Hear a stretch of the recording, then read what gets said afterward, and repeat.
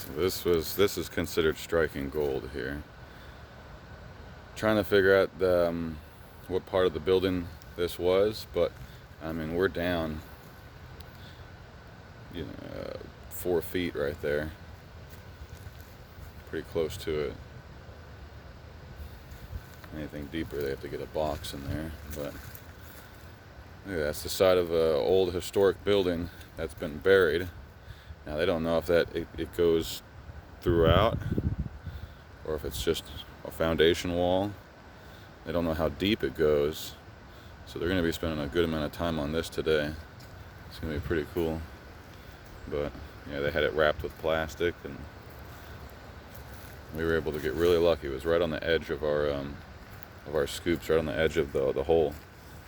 So I'd come in and scoop it.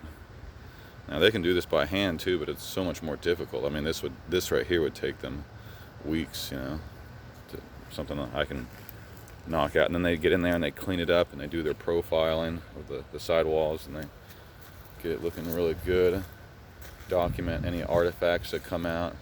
Could be anything like an old pipe or an old big tie or a nail or something like that. But yeah, it's been really cool. Got a few other holes too. This one popped up nothing, but they still clean it up. They still map it. They still draw it up. It's really cool stuff. I mean, they can be spending all day easily just on 2 holes, if there's some good stuff in there. Here's another one that we dug. Nothing showed up here, so this is just a bunk hole, but they still have to clean it up and profile it, take pictures, everything like that.